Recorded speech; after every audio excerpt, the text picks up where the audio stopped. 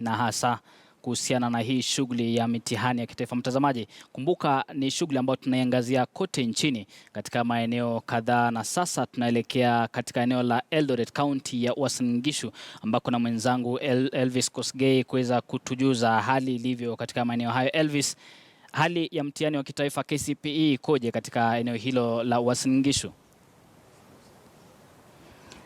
Naam, hivi sasa Wambua, kando na mitihani ambayo imeendelea kushuhudiwa katika maeneo mbalimbali na ukosefu wa labda usalama katika kaunti ya Elgeyo Marakwet, utabaini kwamba pametukia matukio ambayo ni kama sadfa.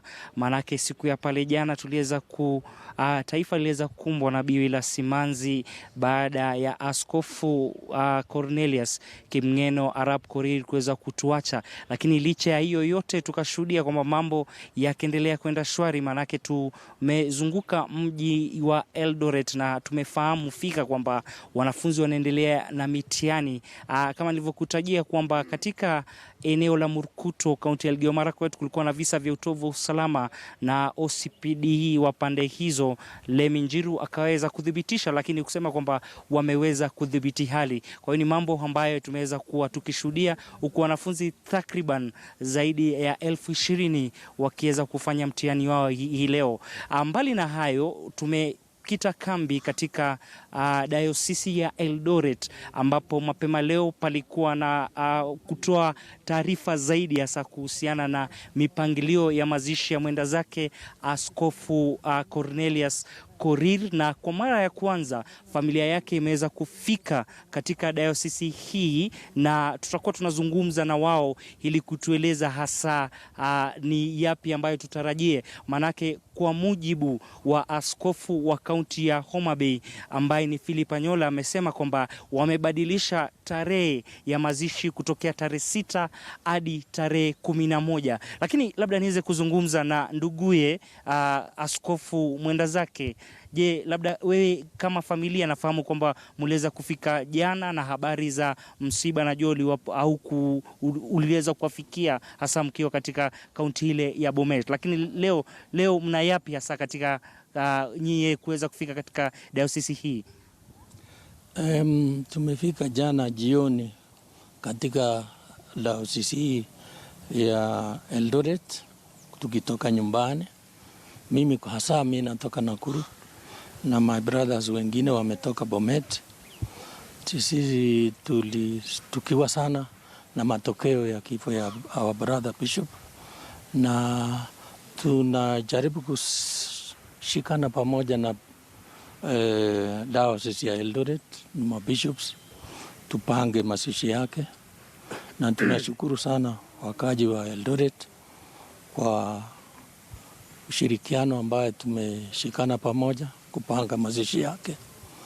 Yale iliyo mbele yetu ni kwanza tuone tunapatia mazishi na mwelekeo mema, tukimaliza mazishi mzuri tukishirikiana pamoja.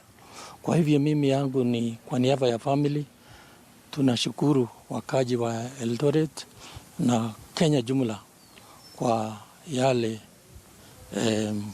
maombolezi ambaye tumeyapata kama family, na nashukuru sana Kenyans kwa kushirikiana pamoja kwa hii shida ambaye tumepata.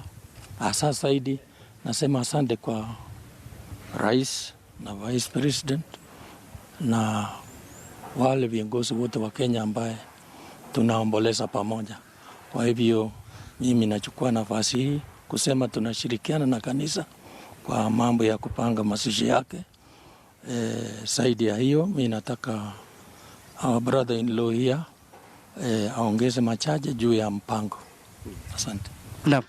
Okay, thank you very much. Again, first and foremost, condolence again to the family.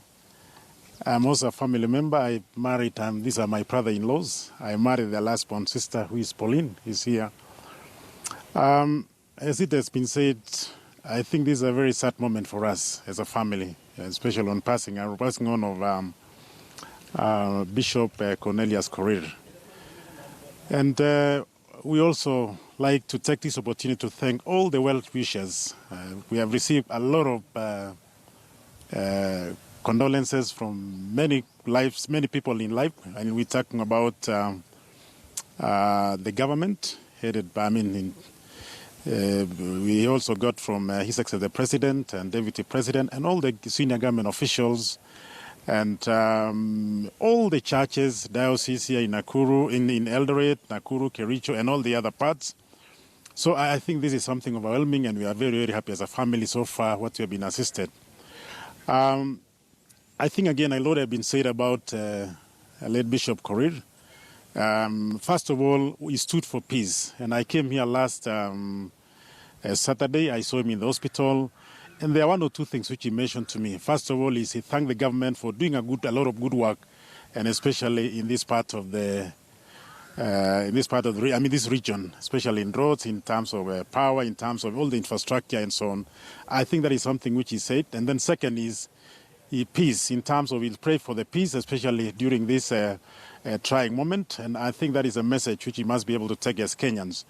Now, going back, of course, I think we are seeing late Bishop as a beacon in terms of peace. You go back in 1992 and then 1997, I think he stood especially for peace in this region. So after all that time, he has been taking part in most of the peace mission, famine mission, and so on.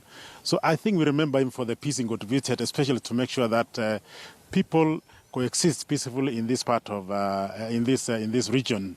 So I think that is something we remember him. Not only that, we remember him as a pillar in the family. And I think, as my brother-in-law has put it, he had a very, very humble beginning, and he came in and again dedicated his life to God in serving the humanity. And I think that is something, again, which we appreciate as a family. So, and today, and we're standing here, I think we are very proud as a family that he stood until his last time, especially serving God. And I think that should be an example to all of us, especially when we are living. But one thing which we still remember, I think we are here again to celebrate his life because of good deeds he did to the humanity and all the other parts, especially in this region. Naam, Wambua, kama ulivyoweza kumsikia, huyo ni katibu Mosonika katika Wizara ya Barabara na Ujenzi, akiweza kuangazia hasa maisha na falsafa ya mwenda zake Askofu Cornelius Korir. Mbali na hayo, sote tunasubiria tu, huku nikiwa nikikwambia kikuu zaidi katika siku ya leo ni kwamba ile tarehe ambayo alikuwa anastahili kuzikwa tarehe 6 imesogezwa hadi tarehe 11 kwa sababu ambazo wamesema kwamba kuna watu wanatarajiwa kusafiri kutoka nchi kama za Australia na janibu zote tu katika ulimwengu ili kufika katika kaunti hii ya Uasin Gishu katika shughuli ile ya mazishi ambayo inatarajiwa kwamba huenda Rais Uhuru Kenyatta atakuwa miongoni mwa wale ambao watakaohudhuria mazishi ya mwenda zake